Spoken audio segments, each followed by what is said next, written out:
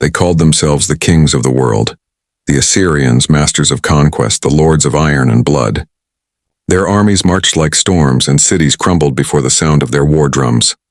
But what came after victory was not peace. It was horror, something so vile that even their own scribes, who glorified bloodshed in the name of their gods, wrote only in fragments about what happened to the wives of the defeated. For them, humiliation was not just a punishment. It was a form of control, a warning to every nation that dared resist the power of Assyria. And it is there, in the blood-stained ruins of a conquered city, that our story begins.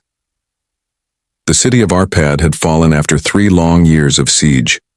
Its walls, once proud and high, were now piles of ash and stone. The air smelled of smoke, death, and despair. The people who had survived the starvation inside were too weak to fight when the gates finally burst open. The Assyrian army entered like an unholy flood.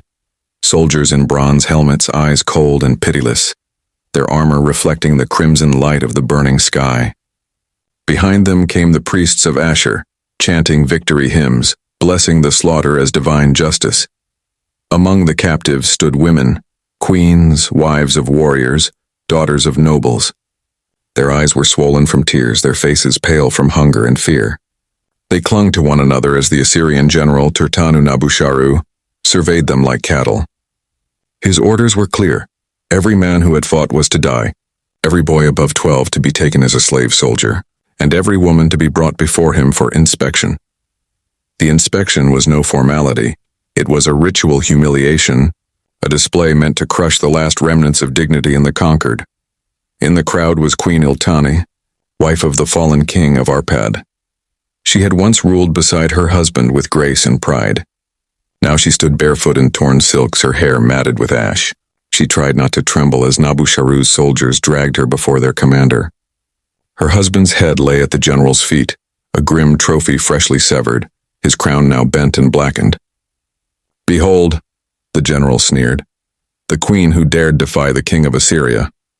His soldiers laughed, their voices echoing through the smoke. But Iltani did not cry. She looked at the general with quiet fury, her lips pressed tight. That silent defiance enraged him. "You will learn what happens to the wives of rebels," he hissed. He motioned to his men. Strip her of her jewels and her pride. What followed was a spectacle crafted for cruelty. The Assyrians had a tradition of making examples, especially of women of rank. The wives of defeated rulers were paraded through the city in chains, forced to march past the bodies of their husbands while the soldiers spat and jeered. The act was not random savagery, it was deliberate theater, a message to every surviving soul. The Assyrian king alone was master, and resistance would lead not only to death, but to disgrace. As Iltani was dragged through the ruins, she saw the fate of others. Some women were being auctioned to officers, others handed to the temple of Ishtar, where they would be turned into ritual prostitutes, sacred servants, whose purpose was to please the priests and soldiers in the name of the goddess of war and lust. In the twisted logic of the empire, even that was a form of punishment sanctified by religion. One of the soldiers, a young man named Belidin, hesitated as he watched the queen pass. His mother had been captured years earlier when his own village was conquered. He had never seen her again, and the sight of the broken women before him stirred something in him. Shame, maybe even guilt. But the fear of defying orders was stronger.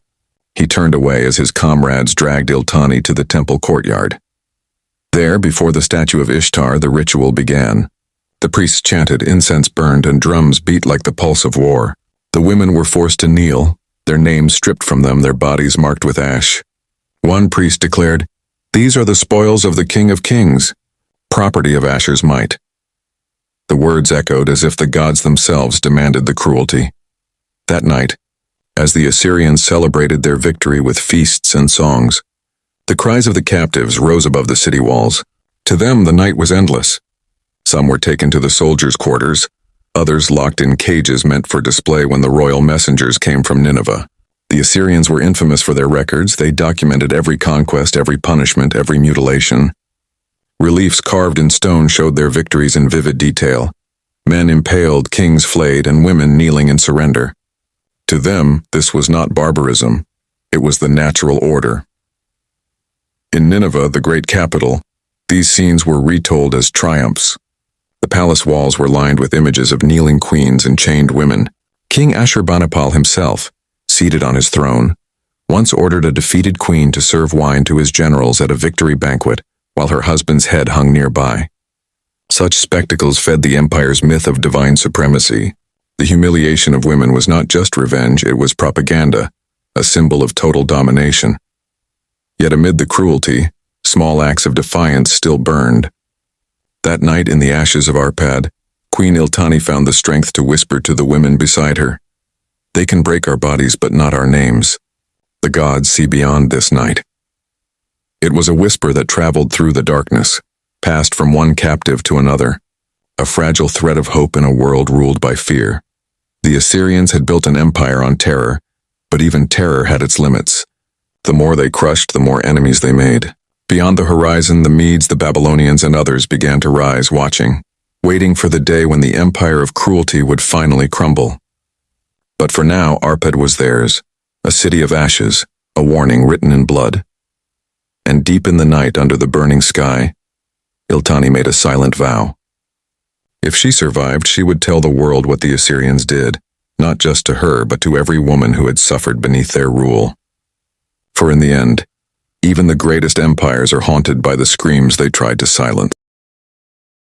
Years passed, but the memory of Arpad never faded. Queen Iltani had been taken to Nineveh as part of the royal tribute. There, in the shadow of the towering ziggurats and golden palaces, she lived as a prisoner in the harem of the Assyrian king. Yet even as a captive, she watched and waited. She saw how the empire functioned, built not on loyalty but on fear. Every city it conquered fed the next campaign. Every slave supported another monument of blood. In Nineveh, the king prided himself on his glory. He called himself the Lion of Nations, believing his reign eternal. But within the palace walls, the seeds of decay were already taking root. The same brutality that had destroyed cities was now turning inward. Generals plotted against generals. The priest whispered against the king. The women of the harem, once taken from conquered lands, became silent witnesses to the corruption spreading through the empire's heart. Iltani, though broken in body, had learned the ways of survival. She pretended submission but listened carefully. She spoke softly to other captives, women from Babylon, Elam, and Urartu, each carrying their own story of pain. Together they formed a bond stronger than fear. At night, they would whisper the names of their lost loved ones, as if by speaking them they could defy the empire's attempt to erase their past. Then came the omen. A solar eclipse darkened the sky over Nineveh, and the priests declared it a sign of divine anger. Crops failed, disease spread, and rebellions began to stir on the borders. Armies that once feared the Assyrian name now marched against it. The Babylonians united with the Medes, and their vengeance was fierce. When the news reached Nineveh that the armies of the east were approaching, panic gripped the city. The king ordered every able man to the walls, but few obeyed with true loyalty.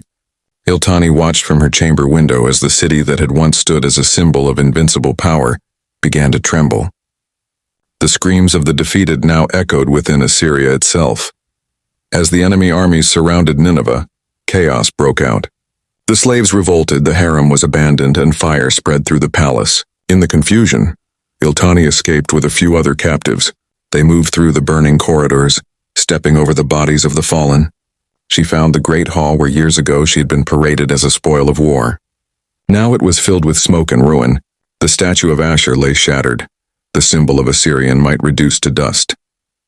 Outside the city walls, she saw the Medes and Babylonians storming the gates. The once mighty Assyrian soldiers, famed for their cruelty, were now running in terror. For every woman they had humiliated, every city they had burned, vengeance had come. The conquerors showed no mercy. The empire that had lived by the sword now died by it.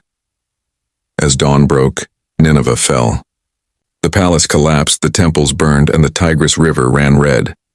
The women who had once been slaves were now free, though scarred forever by what they had endured. Iltani stood among them, watching the smoke rise, and whispered, "This is the price of cruelty. The gods have seen." The fall of Assyria became legend. Its brutality had built an empire, but that same brutality had destroyed it. Future generations would tell of its kings, How they flayed their enemies alive, how they carved their victories in stone, how they turned queens into slaves. But they would also remember the voices of the women who survived, the ones who refused to let their suffering be forgotten. Iltani spent her remaining years wandering through the lands once ruled by her captors, telling the story of Arpad and Nineveh. She spoke not as a queen, but as a witness. Her words spread across generations, whispered in marketplaces and temples.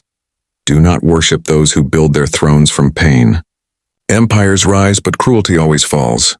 And so, long after the Assyrian palaces turned to dust, their memory lived on, not in the glory they carved in stone, but in the voices of the women they tried to silence.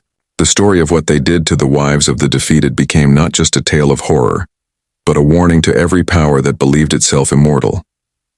For in the end, even the mightiest kingdom cannot conquer the truth that survives in human memory.